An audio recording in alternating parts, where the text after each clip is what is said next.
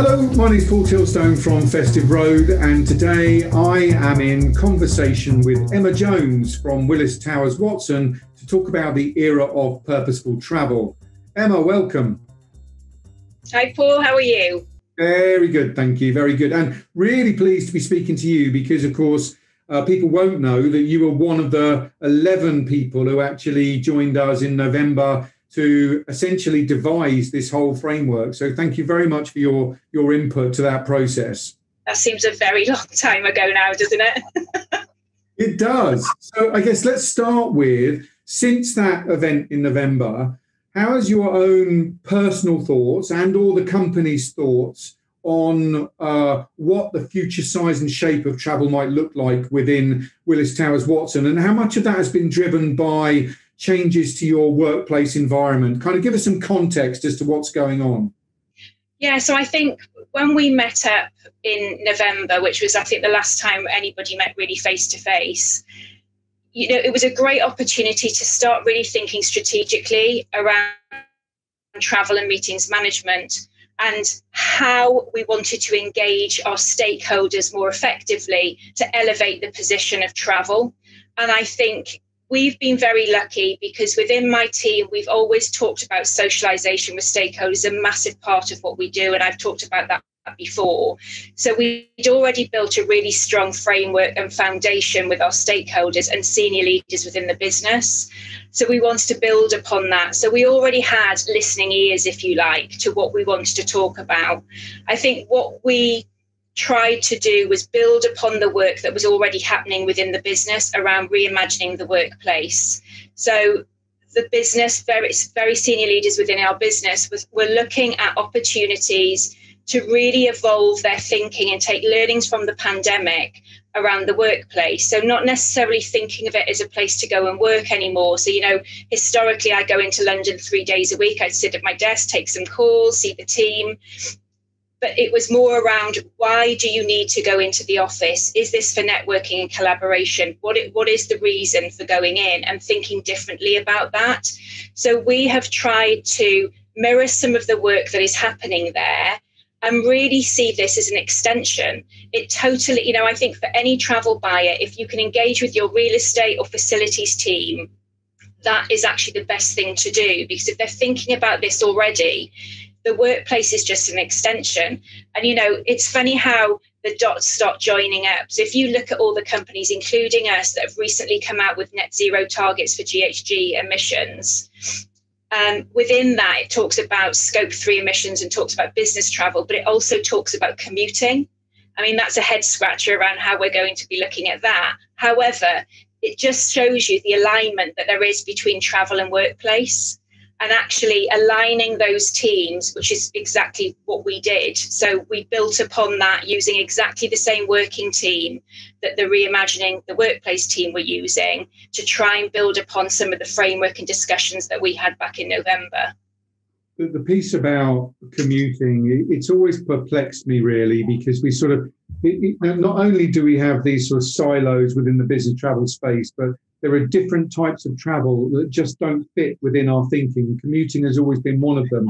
But it's, you know, and it's about responsibility and what level of responsibility the business has for that commute. And of course, with changes in the workplace, now that's why it's brought it into spotlight, because actually what was the commute might now become the business trip.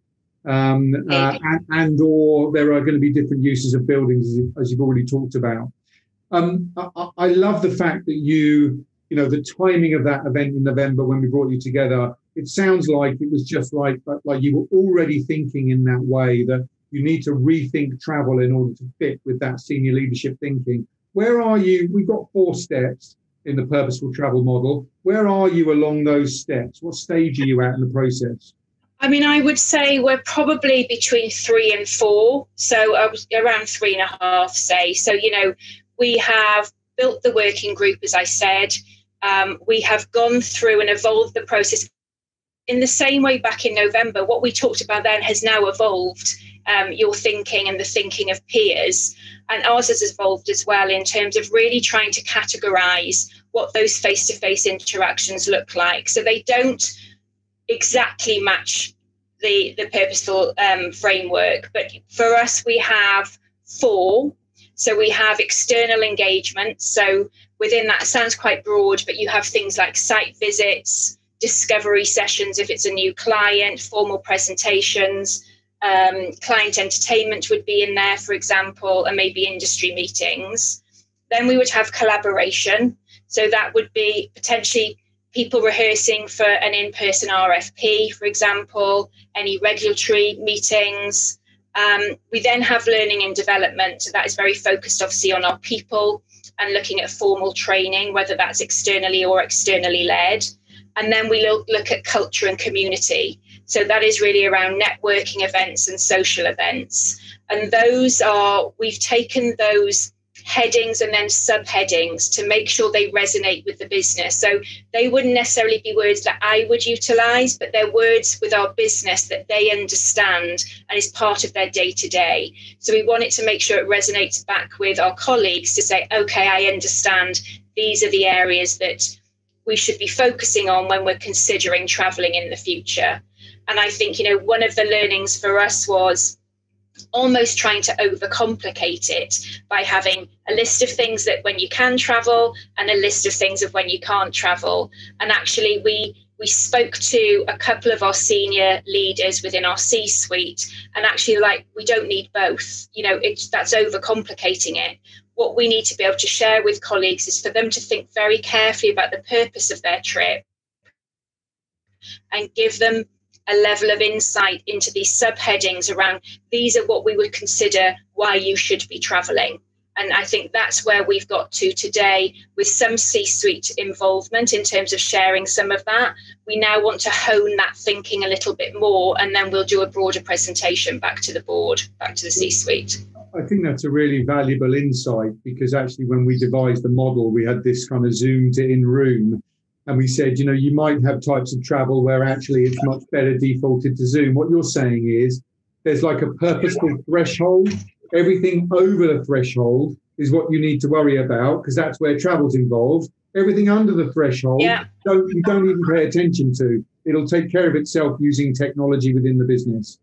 So exactly right, exactly. And I think, what's also, because you talk about the lenses as well, don't you, about sort of clients as well, culture and competition.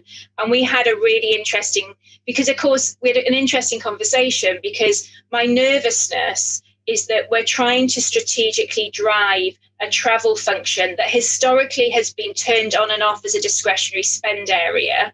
And actually we've all been singing from the same hymn sheet. So our peers have been doing exactly the same as us. No one's really been out traveling in a particular sector, in our sector. So if that changes in terms of the dynamic and the competition starts doing it, then that obviously puts pressure on other businesses to want to do a similar thing. So does it then erode all the great strategic work we've been doing to try and elevate travel and think differently and take learnings from the pandemic?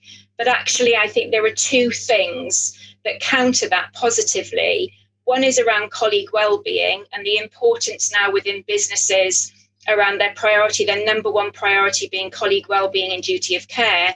And the second, as I've already mentioned, is sustainability. And I think, when we talked about back in November and we talked about purpose, we talked about people and we talked about planet, and that's sort of a great way in terms of alliteration for us to think about it. That really holds true, I think, in terms of why I think this will stick. And it isn't just something where we will revert to type pre-pandemic. I think these behaviours will be here to stay. Yeah, I agree with you. It's a different time to the people and planet conversation pre-COVID. I think when you're looking at zero up, actually, it's much easier, I think, to force those things to be real, true drivers of the future programme. Now, one thing I just want to refer to, because you mentioned that you engage an internal team in helping you to kind of reinforce the case for what you were proposing around this kind of purposeful model. Can you just talk a little bit to that? Yeah, so effectively, when I talked about travel being an extension of the workplace in terms of reinventing that, there was a working group headed up by a head of one of our business segments, but incorporated within that team were senior leaders, sort of C-suite -1, if you like, for each geography we had and each business unit we had. So, you always need cheerleaders within a business. And I had been working very closely with one of the stakeholders, and we brought that group together under the guise of continuing that conversation beyond workplace into travel and the future of travel. So they were more than happy to be involved. And I think what's very interesting, that you get completely different dynamics in that group. You have some people who've got pent up demand, who've got their suitcase ready and they're ready to go back out on the road. And then there's others who recognise, actually, maybe we do need to do things slightly differently moving forward. So I think you get a good overview of the business and colleague thinking by engaging these types of groups. And that has really helped in terms of taking our thinking, what we've learned externally within the marketplace as well, working with the likes of you guys, is to really then take that and establish how that will work within our own environment culturally. So, yeah, I think, that has been a godsend. And, as I talk through those 4 groups and 4 headings of types of face-to-face interactions, like I said, mine probably would have been slightly different, but we need to make sure that it resonates back with the business. I just want to repeat those 4 definitions of travel: external engagement, collaboration, learning and development, and culture and community, which I think that's right. Really great for people to hear that again. When you brought the SLT together, you talked about everybody had their own sort of perspective. Did you find that their own experiences, their own perspectives, whether it's I don't need to travel anymore because Zoom works fine, or whether it's please let me out of this house, I need to get on an aeroplane, did you find that those perspectives were helpful, or did they get in the way of the process? Did you have to manage that sort of subjective view? I think they're actually very helpful, because I think they're mirroring the behaviour of those teams. So effectively, they're representing the geographies and business segments within our organisation. So I think knowing that up front and working through that, you're then sitting in those people's shoes. So as we look to deploy and communicate this back within the business, we can highlight some of those points already. So people go, oh, they get it. And it won't be me necessarily that's doing it. It will be the business. So this will come directly from our C-suite, talking about how we will look to engage moving forward. And as I said, it will be a rounded message around workplace as well as travel, I think. So it will be a combined message and communication to all colleagues moving forward.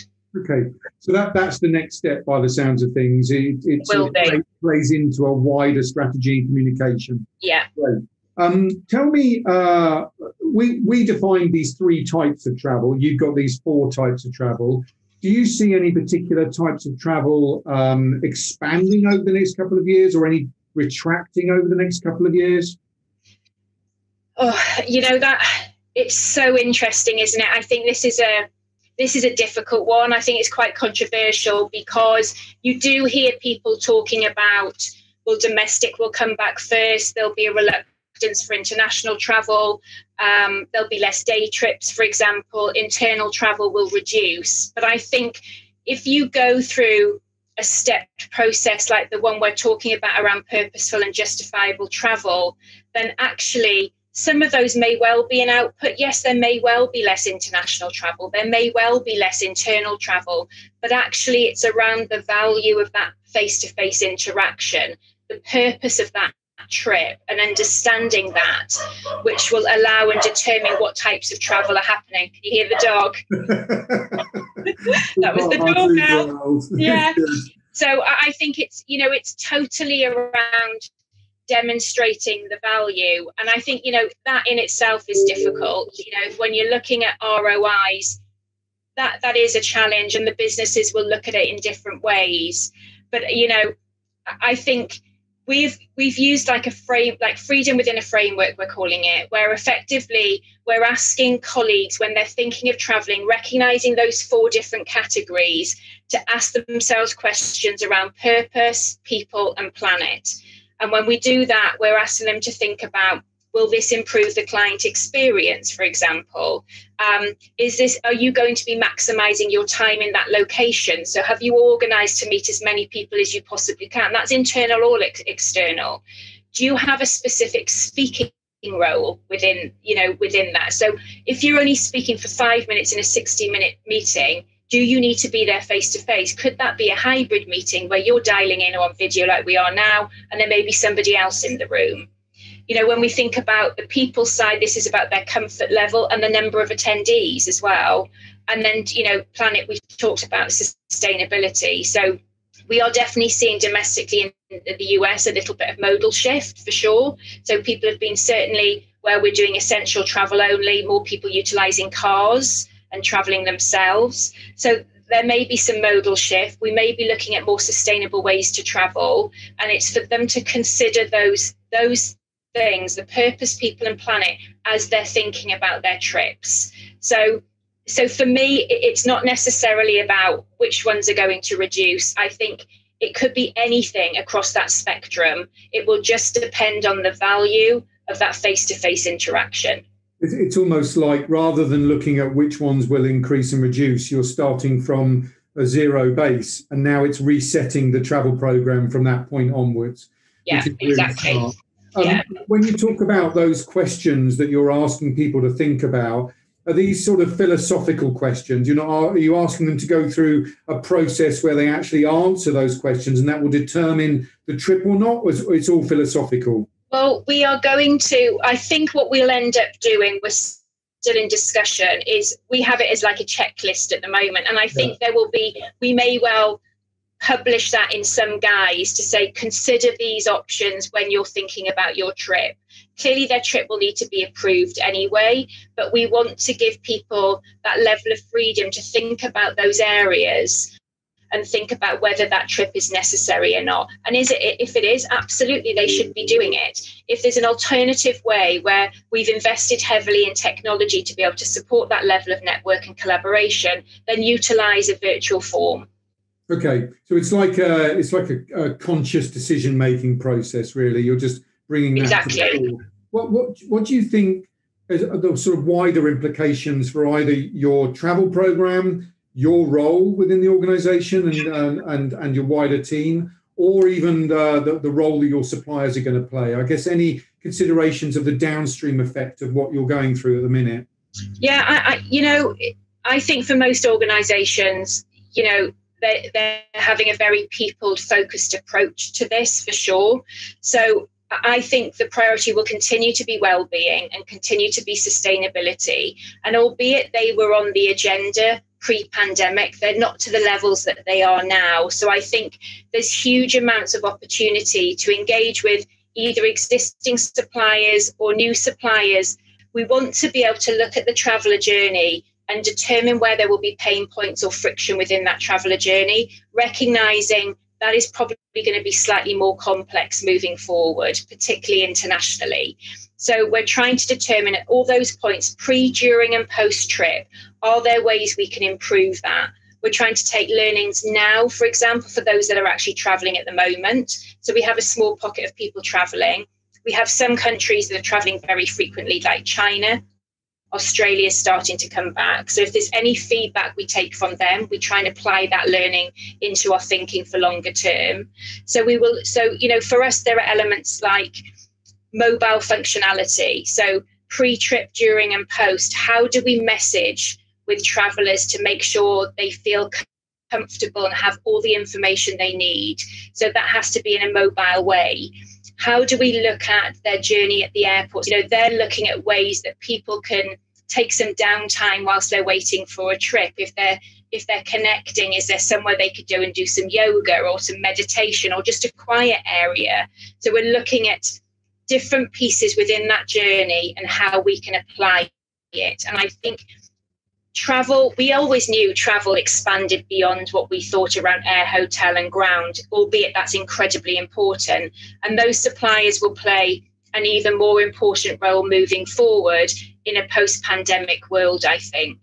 Our partners we want to work with incredibly closely together, and it becomes a stewardship. It becomes, we go on the journey together, and I think when we talk about sustainability, it's really around that stewardship as well. So it's, how do we do this together? What steps can we take together to get to a net zero target, for example. And I think these things will continue to play and drive forward for travel teams, similarly on the meetings and events side as well. So you touch on meetings and events. Now, just before we wrap up, you've got some thoughts about, because of course it's called the Purposeful Travel Model, not necessarily the Purposeful Travel and Meetings Model, but we do want it to apply to the meetings and events sector. So what's been your thinking around applying the same principles to your meetings and events? Well, again, there's understandably some nervousness with those people who are planning those events that historically have planned them in person, that have now pivoted to a world where they're technologists and they're doing that virtually, to something where a lot of people are talking about hybrid. We talked earlier about there'll be smaller meetings that potentially will be hybrid because you won't have so many people in the office or at that meeting. But actually that would also apply, because there are pros and cons clearly, but that would also apply to the large, to some larger meetings. And I think we're starting to think about we have been thinking about, what does that look like in terms of engagement and participation? And I think we've been thinking long and hard around trying to get the same experience. And actually, it was a bit of a light bulb moment at the ITM conference when actually I was moderating a session, and you speak to some of the suppliers that are working in this space day in, day out, who have a helicopter view of all of their clients, saying it's not necessarily the same experience, but whatever objectives that meeting holds, you want them to take away the same output, but it isn't necessarily the same experience, whether it's, face-to-face or whether it's virtual. And it's now looking at ways of how we use net promoter scores, for example, to see that there was a similar output, a similar, feeling around that, but noting that it won't be the same experience. And I think, even that for us, it's taken us a long time to think about those things, but now we're thinking, okay, actually, we were thinking about it in the wrong way. We need to think about it differently and not think they are always going to be the same. They're not, and we shouldn't expect them to be so. And I think even with meetings, events, as culture changes around and evolves around how we use offices, that means people won't be commuting into the office as much. There will definitely be a hybrid model, and for us, that will be the case. And I think we need to understand what that looks like, because it allows us to help our colleagues and clients as it relates to meetings and events. So, for example, we don't have anything in our program today that caters for 1 to 2 hour meetings that are not in the office. It's a full day. But if someone just wants to meet in their local, so if we were meeting, somewhere between the two of us in Guildford, for example, you'd want to be able to go somewhere. And if it needs to be private, you'd want a meeting space. I don't want to pay for a whole day. I want to pay for an hour or 2 hours. So again, it's starting to investigate and work with our suppliers around how we can come to something that's mutually beneficial, that drives, some output and some value for those users that will need an experience like that. So I think there's lots to do. I think it's actually a very exciting time to be in travel and meetings and events, because I think it's just continuing to evolve. And I think we know this year is probably going to be very difficult. But I think coming into 2022, so many opportunities to drive, to drive the program. And as I said at the beginning, really elevate travel and meetings and events within an organization. We really see it now as supporting the business and really looking at, I've said it before, but looking at business travel as a sales enabler, to the bottom line. I'm really grateful of your time today, especially as someone I think that started the journey with us, has wholeheartedly taken on board the whole process and has so much to kind of keep teaching us about applying that process and then what the kind of extra things to think are. So I just want to thank you, Emma, for taking the time today. And I think we'd love to have you back at some point and find out like where all this went to and what the program ended up looking like. That would be amazing. But thank you for joining us. No, thank you, Paul. Thank you for watching Festive Roads in Conversation with series today and my dialogue with Emma Jones from Willis Towers Watson. If you want to catch more episodes, please subscribe on the button below on YouTube. And don't forget, if you want to access the Purposeful Travel Model, please just go to festive-road.com and have yourself a very purposeful year. Thank you.